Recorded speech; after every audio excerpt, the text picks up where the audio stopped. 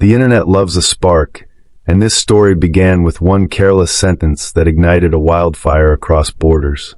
When a respected Korean makeup artist casually claimed that Filipinos don't understand beauty, she believed she was making a professional observation. What followed was not outrage alone, but a cultural reckoning that unfolded in studios, streets, and social feeds across Asia. This documentary-style story explores how one comment challenged identities, exposed assumptions, and ultimately transformed the person who said it. What happened next didn't just surprise her, it reshaped how beauty itself was understood. The makeup artist, whom we'll call Hana, built her career in Seoul's competitive beauty industry.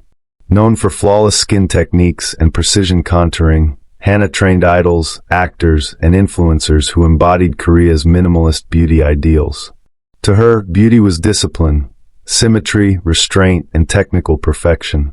Years of praise had reinforced her belief that her standards were universal. When she accepted an invitation to speak at an international beauty forum in Manila, she arrived confident, curious, and unknowingly unprepared for the cultural mirror she was about to face. During a panel discussion, Hana was asked about expanding Korean beauty trends across Southeast Asia. She answered honestly, or so she thought. Smiling politely, she said many Filipinos didn't yet understand refined beauty, explaining that heavy makeup and bold colors distracted from facial harmony. The room fell silent. Cameras captured the moment, and within hours, the clip spread online. Stripped of context and amplified by emotion, her words sounded dismissive, even arrogant. The comment crossed oceans faster than Hana could imagine. Social media erupted. Filipino creators, artists, and everyday viewers responded with passion and pride. Some expressed hurt, others anger, but many chose creativity as their weapon. Videos flooded timelines showcasing diverse Filipino faces, morena skin glowing under sunlight, sharp noses paired with expressive eyes, and smiles shaped by history. Hashtags celebrating local beauty trended overnight. Hana watched from her hotel room as her name became synonymous with misunderstanding, and for the first time, she questioned whether her definition of beauty was incomplete. Traditional media soon joined the conversation. Morning shows debated whether beauty standards could ever be universal. Cultural commentators pointed out the colonial roots behind many Asian beauty hierarchies. Meanwhile, young Filipinos shared personal stories of being told they were too dark or too loud to be beautiful. These narratives weren't just rebuttals to Hana's comment. They were confessions long held in silence. The controversy transformed into a platform, and the conversation grew far beyond one makeup artist's opinion. Faced with mounting criticism, Hana had two choices: retreat or listen. Initially defensive, she released a brief apology drafted by her agency, but it rang hollow. The backlash continued. Then something unexpected happened. A Filipino makeup collective invited her to attend a local workshop, not as a teacher, but as a student. The invitation wasn't sarcastic, it was sincere. They wanted her to see beauty through their lens. After days of hesitation, Hana accepted, unaware that this decision would redefine her career. The workshop took place in a modest studio in Quezon City. The walls were covered with photographs of diverse Filipino faces: farmers, dancers, mothers, performers. The artists spoke about adapting makeup to humidity, sunlight, and movement. Beauty here wasn't frozen perfection, it was resilience and expression. Hana listened quietly as techniques contradicted everything she'd been taught. Instead of hiding texture, they highlighted it. Instead of neutral palettes, they embraced warmth. For the first time, Hana felt like a beginner again. One artist explained how Filipino beauty evolved through history, shaped by indigenous traditions, colonization, and survival. Makeup wasn't about correction, it was storytelling.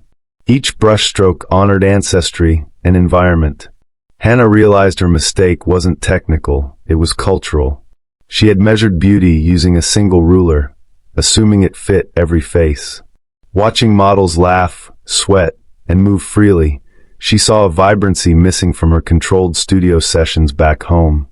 The turning point came when Hana was asked to do makeup on a local model using her usual Korean techniques. The result looked flawless, yet strangely disconnected. Then the Filipino artists reworked the look together, adjusting colors and textures. The transformation was subtle but powerful. The model looked more herself. The room applauded softly. Hana felt a mix of humility and awe. Beauty, she realized, wasn't something to impose, it was something to reveal. That evening, Hana recorded a personal video, not scripted, not polished. She spoke directly to the camera, acknowledging her ignorance and thanking the Filipino community for their patience. She admitted that her understanding of beauty had been narrow, shaped by one industry and one culture. The video wasn't defensive, it was reflective. When it was posted, reactions shifted. Critics became cautious supporters. Some still doubted her sincerity, but many appreciated the vulnerability. Hana extended her stay in the Philippines, visiting provinces and meeting women outside the beauty industry. She spoke with fisherwomen whose skin bore the sun's story, dancers whose makeup had to survive hours of movement, and elders who remembered pre-colonial beauty rituals. Each encounter added layers to her understanding. She began sketching new ideas, not for trends, but for respect-driven artistry. Beauty, she learned, lived in context, not comparison. Meanwhile, Filipino creators noticed the shift. Hana stopped speaking over them and started amplifying their voices. She reposted their work, credited their techniques, and collaborated instead of leading. Slowly, trust rebuilt. The narrative online changed from outrage to cautious optimism. People weren't celebrating Hana, they were celebrating being heard. The controversy had cracked open a long-standing wound, and now, finally, there was space for healing dialogue. Back in Seoul, Hana faced another challenge. Her peers questioned her change in perspective. Some dismissed Filipino beauty as commercial or too expressive. Hana pushed back, sharing her experiences and photos. She argued that beauty industries stagnate when they refuse to listen. Her stance cost her a few high-profile clients, but it also attracted new ones, brands seeking authenticity and cultural sensitivity. The risk, she decided, was worth it. Months later, Hana launched a cross-cultural makeup series online. Each episode featured artists from different regions explaining their beauty philosophies. The Filipino episode was the most viewed. Viewers commented on how refreshing it was to see collaboration instead of hierarchy. Hana never positioned herself as the authority. She asked questions, made mistakes, and learned on camera. The transparency resonated. What began as damage control evolved into meaningful change. The Filipino artists involved gained international exposure. Some were invited to teach abroad, others launched their own brands. They made it clear they weren't validated by Hana's approval, but they appreciated the platform being shared. The power dynamic had shifted. This wasn't about one culture teaching another. It was about exchange. Beauty became a conversation instead of a verdict. At a later international forum, Hana was asked the same question that started it all. This time she paused. She spoke about diversity, environment, and history. She admitted that beauty couldn't be ranked or standardized. The audience listened closely. There was no viral outrage, no dramatic silence, just thoughtful applause. Growth, unlike controversy, rarely trends, but it lasts longer. Filipino viewers watching the forum felt a quiet satisfaction. Not because Hana had changed, but because their voices had mattered. The incident had forced a global audience to confront uncomfortable truths about bias in beauty standards. It also reminded them that calling out ignorance could lead to education, not just cancellation. The story became a case study in cultural accountability. Critics still existed, of course. Some believed Hana benefited too much from the controversy. Others argued she should have known better from the start. These critiques weren't dismissed. Hana acknowledged them, emphasizing that learning didn't erase harm. Accountability, she said, was ongoing. The conversation matured, moving away from villains and heroes toward responsibility and growth. In beauty schools, instructors began referencing the incident. Students debated cultural appropriation versus appreciation. They studied how makeup interacts with climate, skin tone, and tradition. The industry, slow as it often is, began to shift. Inclusivity wasn't just a marketing word, it became a technical requirement. Different faces demanded different philosophies. For Hana personally, the change was profound. She redefined success, focusing less on prestige and more on impact. Her work became less uniform, more adaptive.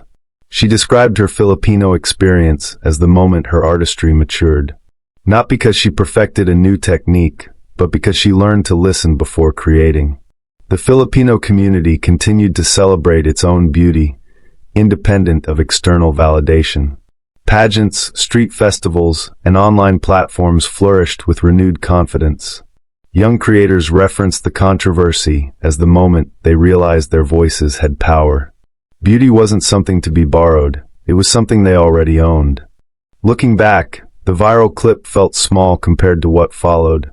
A single sentence had triggered a chain reaction that exposed fault lines in global beauty culture. It proved that words matter, especially when spoken from positions of influence. It also showed that humility could transform conflict into connection. This story wasn't about proving one culture superior to another. It was about dismantling the idea that beauty needs a single definition. The Filipino response wasn't just defensive, it was expressive, generous, and instructive. They didn't just say, "You're wrong." They said, "Come and see." Hana's surprise wasn't that Filipinos understood beauty, it was that she hadn't. The realization was uncomfortable, but necessary. It challenged her ego and expanded her worldview. In many ways, she became the student she once believed others needed to be. The internet, often criticized for its cruelty, played an unexpected role here. It amplified pain, yes, but it also amplified voices that had long been sidelined. It created accountability in real time. The outcome wasn't perfect, but it was progress. As viewers, this story asks us to examine our own assumptions. How often do we judge through a narrow lens? How often do we confuse familiarity with superiority? Beauty, like culture, thrives in diversity. When we reduce it, we lose something essential. The Filipino artists continue to innovate, blending tradition with modern expression. They no longer wait for international approval. They collaborate on their own terms, confident in their identity. The controversy didn't define them, it revealed them. Hana continues her work, now as an advocate for cultural literacy and beauty. She speaks less, listens more, and credits often. Her career didn't end, it evolved. The lesson she carries is simple but heavy. Expertise without empathy is incomplete. In the end, what surprised Hana most wasn't the backlash. It was the generosity of those she had offended. Instead of shutting her out, they invited her in. That invitation changed everything. And so, this isn't just a story about makeup. It's about respect, listening, and the courage to unlearn. Beauty isn't owned by any one culture. It lives wherever people are brave enough to express themselves and wise enough to see each other clearly.